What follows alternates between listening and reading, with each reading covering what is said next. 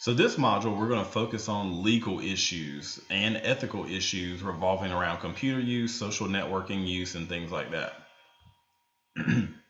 So to quickly review what social networking actually is, from our last module, it's a social structure made up of individuals or organizations called nodes, which are tied together by one or more specific types of interdependency. And we talked about that could be friendship, kinship, common interests, financial exchange, dislike, beliefs, knowledge, sports teams, whatever kind of similar interest or disinterest you have. Again, we talked about all the different types of platforms you've got, whether it be over the internet, email, instant messaging, Facebook, Twitter, Instagram, YouTube, Google Plus, LinkedIn, Pinterest, MySpace, which is very old. All these different ones you can use to share ideas, share pictures, share experiences with people.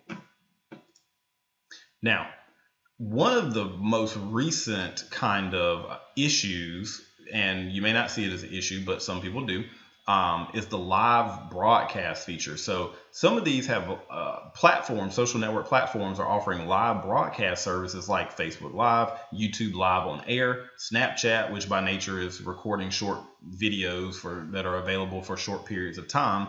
Now, what are the possible ethical legal issues with that? If you're filmed without knowing, is consent needed? I know on like our campus, if you're going to be filmed in anything, I have to give you consent to do that, or you're giving your own consent if you record yourself. But if I record you or post something that you're doing, I have to get consent from you first. Or any other possibilities. I know one time I was at one of my son's karate tournaments, and one of our relatives were like, "Hey, I saw your son had a karate tournament today. He did really well." And I was like, "How did you know that?" Because you weren't there. But it turns out somebody there was a friend on social networking, a social network on Facebook of our relative, and they were actually live streaming it through Facebook Live. So it's kind of like, obviously that was not an issue for me, but if you are being live streamed and you don't know it, is that a legal or ethical issue? Possibly. It just depends on what perspective you're looking at it from. Now, we have many brick and mortar laws, but do they apply for online? Our laws and systems and government were written a very long time ago, and we do get new ones every now and then, but they usually still are written for face-to-face interaction in brick and mortar physical locations, stores, and things like that. Social networking really presents many legal issues and even online interaction in general, whether you're buying something from somebody on eBay or just posting something on Facebook. As the culture of social networking and social media change, more and more legal issues appear daily. Existing laws, which were never really meant for online activity or online social networking, apply equally to online and offline conduct. So we kind of have to try to make it fit. Sometimes it's difficult to apply those brick and mortar laws to online activity, but it's still what law officials point to as a reference. So many legal procedures precedences, where court decisions have been made, whether wrong or right, are being used to make current and future legal decisions. So as social networking applications continue to permeate and extend beyond the range of what society believes social networking actually is, more laws are needed to kind of set the standard, clearly explain the difference between public and private media, lead future investigations, protect and define what privacy actually is, and then even govern cyber behavior. There's all different types of, things that we'll look at is it legal or should something different have been done? Third-party content. So with all of these social networking sites, some of them are allow users to post links to other websites, videos, third-party sites, news articles.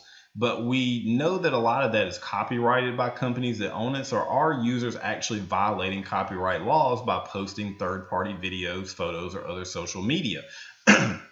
I know, for instance, if you post a YouTube video and it has music in the background of your YouTube video, they have an algorithm that actually catches that, and you'll get a notice from YouTube and they'll say, "Hey, we're investigating this and we may take it down."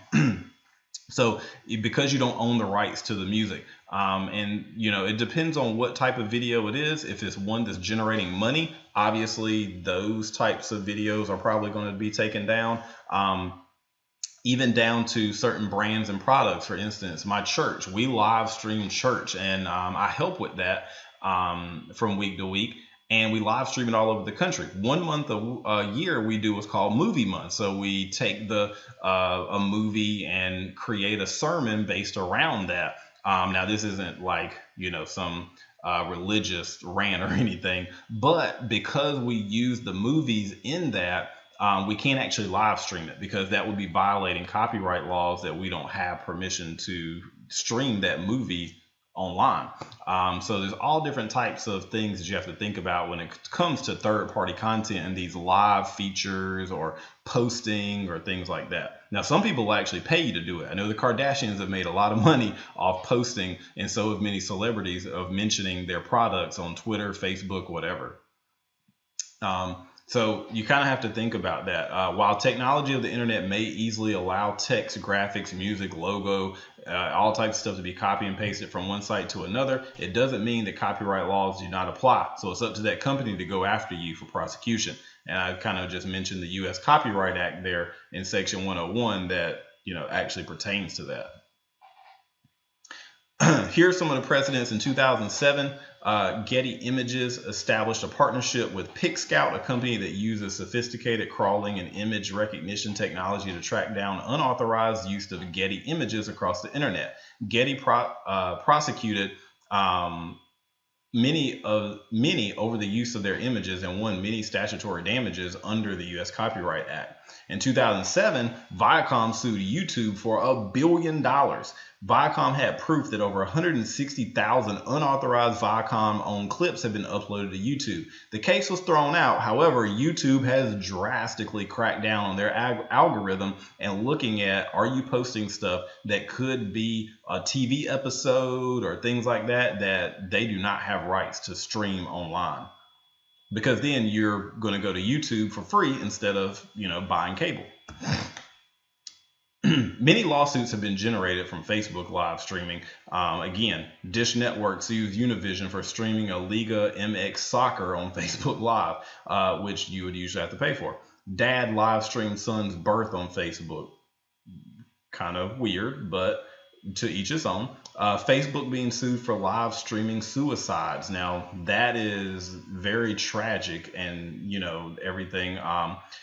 And even used to stream crimes. I know the other year, I think it was maybe last year or 2 years ago, a couple of people in Chicago got in a lot of trouble, and rightfully so, for live streaming over several days. They had kidnapped and severely beaten a boy and tortured him over several days and live streamed it on Facebook Live. The Facebook Live used to stream, terror. They were sued for $1 billion, accused of providing a terror platform, whether it be through fake news or cyberbullying or whatever the case may be. So lots of lawsuits being generated to Facebook and other companies. Public or private. So you have to think about, is your information public or is it private? Should your information, your IP address, your marital status, your college information, your hobbies, interests, should that be kept private, or since the user doesn't own the website, is this information public? Now, if you read in the fine print, you actually do not own anything that you post to your profile, whether it be pictures or your information. They can actually sell that without your acknowledgement because you don't own the website or the database that they own and maintain to keep your information in there. So should they be able to make money off your information by selling it to companies that then target you with advertising? I don't know. It just depends on how you feel about it, but that is the dilemma.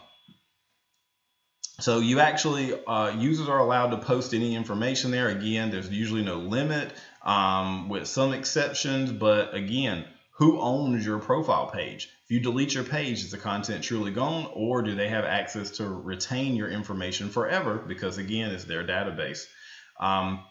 So one precedent, and this is a court case, California resident Nancy Garf is suing game maker Zynga, Farmville and Mafia Wars, if you ever played it, for making substantial profit by selling user information. She is suing on the basis that Zynga has violated federal electronic privacy laws and California's computer crime law. So still awaiting a decision there.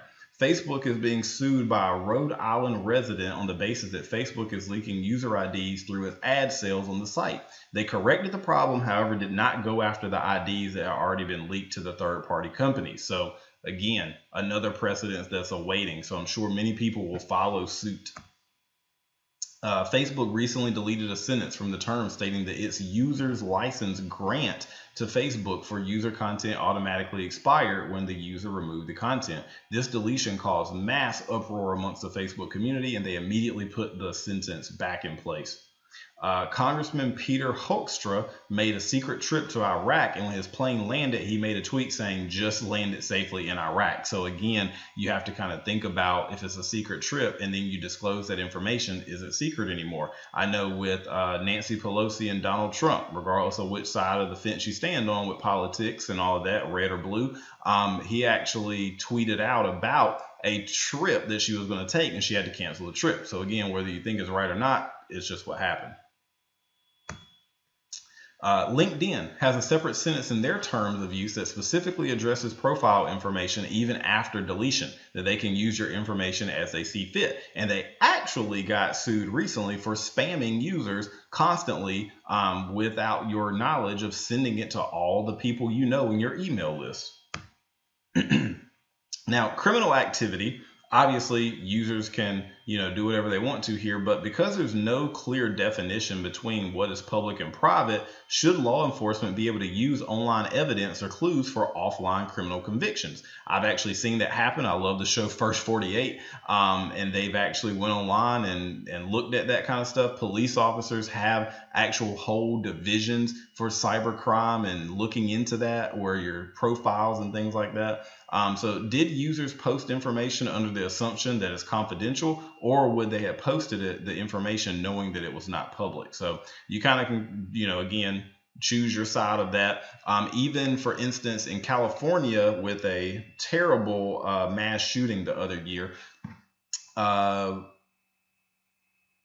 was actually asked by the local law enforcement in California to unlock an iPhone because it had pertinent information up there. They declined because it would just basically start allowing everybody to do that, again, that gray area. So they declined, and the law enforcement agency, the police office, actually posted it out for somebody to be able to hack it. They'll pay them a lot of money because it had pertinent information up there. But there is actually an Israeli company that has a program called Pegasus that they claim can actually unlock any phone, regardless if it's Face ID, biometric, fingerprint, whatever it is, passcode, that they can actually unlock anything on your phone. So I don't know how well it works, but they've made a lot of money so far on it. And this is just a funny picture of, I just thought, both companies get sued a lot. So now, cyber stalking or bullying recently went into the law books as a felony, also carrying a $2,000 fine or 1 year imprisonment. So that's great, but it still happens a lot, and those are just two cases there. Again, where tragic things have happened as a result of cyber bullying. Employment practices. So although social networks can link you to jobs like LinkedIn and other contacts, do they then have the right to use the same resource against the user in terms of researching the background and activities of social networking profiles?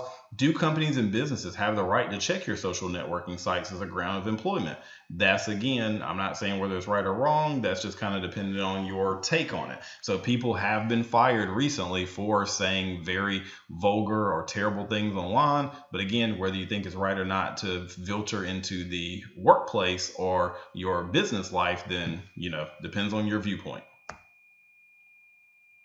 And again, another possible pitfall is that most social networks' terms of use prohibit the use of their sites for commercial purposes. It's actually been argued that employers searching social networking profiles is a violation of this as term of use in 18. While no court has decided this issue, it is clear that an employer posing as someone else in order to obtain the right to view that application would violate the terms of use. So kind of like impersonating something so that you can just view it where you normally wouldn't. Recent studies by a Charlottesville, Virginia-based research company have shown that 1 in 10 admissions officers actually check for candidates on social networking sites, and 38% of the time, this actually leads to rejection. So kind of have to think about that in terms of like college applications, especially for highly competitive places or internships or anything. Litigation. More and more people incorporate real-time technology and social media tools into their daily lives, making victims, litigants, witnesses, and even jurors no exception. Should the use of social networking or technology be the base of a mistrial? For instance, back in the day, they could issue a gag order by a judge, and you couldn't talk about the trial at all to anybody. But should prospective jurors be screened on social networking sites before being selected? This does make it increasingly difficult to track all of this.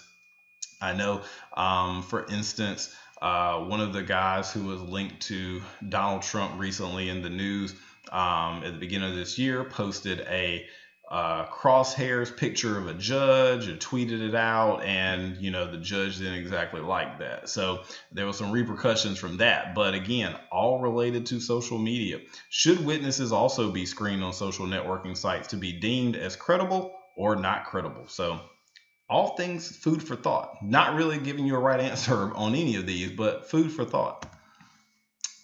Several courts have recently dealt with motions filed by parties based on the fact that sitting jurors accessed information about the case from outside sources. So again, with all of this, the unredacted version of the original indictment against the defendant on the court's website, you basically they were told it did not expose the juror to any new or additional facts. Therefore, there was no prejudice by the defendant or anything. But again, more and more ways to actually think, is the juror or is the jury committing a mistrial by some of the things they do on social networking? A Canadian court recently answered this question affirmatively. The plaintiff had bought an auto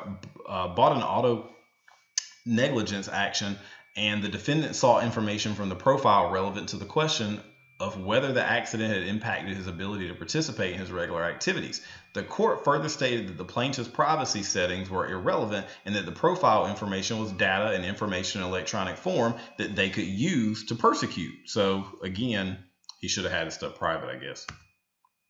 So in conclusion, Consumer Reports, a long-time trusted name in product ratings and reviews, you probably heard of it before, has released its annual State of the Net report that over half of social network users post risky information online. The previous study looked at a representative group of 2,000, so kind of like a focus group, households in the U.S. during the month of January. With this sampling, 9% of social network users had been a victim of some form of online abuse in the past year, like malware or viruses, scams, identity theft, harassment, bullying. So kind of alarming stats there. Consumer Reports also surveyed another 2,000 residents, and they found that a good many of the 73% of Facebook adults who think they're just sharing information with friends are sadly mistaken. Only those in the 42% who customize their settings are actually restricting their content from public view. And then lastly, social networking can be a great marketing tool, but can also be a legal landmine of misfortune. Using social networking to establish and maintain personal and business relationships can be very productive, but must always take into consideration the possible ever-lurking legal ramifications. So make sure you watch what you say and watch what you post.